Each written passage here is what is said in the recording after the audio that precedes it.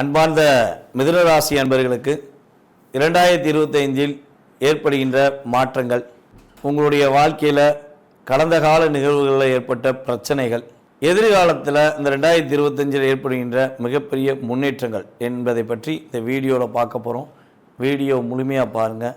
So முழுமையாக பார்த்தா கட்டாயமாக உங்களுக்கு ஒரு நல்ல செய்திகள் வருதுங்கிறத நீங்கள் புரிஞ்சுக்கிருவீங்க. அதனால் அன்பு நேயர்கள்ட்ட கேட்பது என்னென்னா, கட்டாயமாக வீடியோ முழுமையாக பாருங்கள்.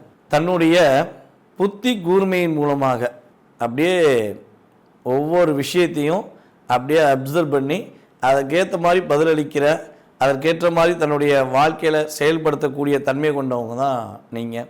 எதையுமே மேக்ஸிமம் உள்ளே வாங்கிக்கிற மாட்டீங்க. விடு பார்த்துக்கலாம் விடு, நமக்கு தெரியாதா அப்படின்னு சொல்லி அசால்ட்டாக அதை நகர்த்தி கொண்டு போகிற திறமை உங்கள்கிட்ட எப்பயுமே இருக்கும். ஸோ இது உங்களுடைய பொக்கிஷன் கூட சொல்லலாம். என்னடா எவ்வளோ அடித்தாலும் தாங்கிறேன், ஆனால் அதை பற்றி கண்டுக்கிறாமல் அசால்ட்டாக போயிருக்கானப்பா, எப்படிப்பா இவனால் முடியுது அப்படின்னு சொல்லி உங்கள் கூட இருக்கவங்களே கேட்டிருப்பாங்க.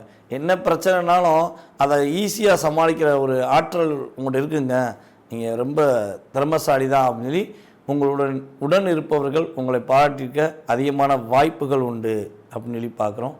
ஸோ இவ்வளோ ஒரு அம்சமான திறமை கொண்ட உங்களுக்கு கடந்த காலங்களில் கிட்டத்தட்ட ஒரு 1.5 வருடமாக, ஒரு 1.5-2 வருடமாகவே மிகப்பெரிய தாக்கங்கள்லாம் ஏற்பட்டுச்சு.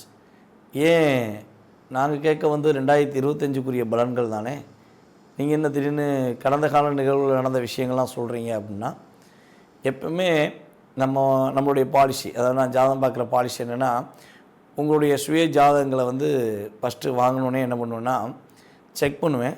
செக் பண்ணிட்டு உங்களுக்கு இந்த குறிப்பிட்ட வயசு, உங்களுக்கு என்ன வயசோ அந்த வயசுக்குள்ளே என்னென்ன மாற்றங்கள் இருந்திருக்கும், என்னென்ன விஷயங்கள்லாம் நீங்கள் பாதிப்படைஞ்சிருப்பீங்க அப்படிங்கிறத நான் ஃபஸ்ட்டு சொல்லிட்டு தான் உங்களுக்கு ஆமாம் நீங்கள் உங்களுடைய வார்த்தையில் வந்துருச்சுன்னா, ஸோ எதிர்காலத்தை நான் ஆட்டோமேட்டிக்காக பேச ஆரம்பிச்சிடுவேன்.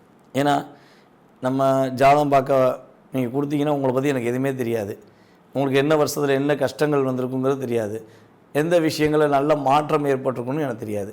ஆனால் நான் உங்கள் ஜாதகத்தை வச்சு செக் பண்ணும்போது நடந்திருக்குன்னு சொல்லும்போது உங்களுக்கு ஒரு நம்பிக்கை வரும்ல, ஆமாம் அவர் சொன்ன மாதிரி அந்த வருஷம் நம்மளுக்கு ஒரு பிரச்சனை வந்துச்சு, இடமாற்றம் வந்துச்சு, வேலையில் பிரச்சனை வந்துச்சு. ஸோ மேபி ஏதோ ஒரு விஷயம், நம்ம எப்போவுமே பார்த்திங்கன்னா நல்ல விஷயத்த ரொம்ப நம்ம பிடிச்சமான விஷயத்தையும் மறக்க மாட்டோம், ரொம்ப கஷ்டமான விஷயத்தையும் மறக்க மாட்டோம். இது எல்லாருடைய இயல்பான ஒரு குணம்.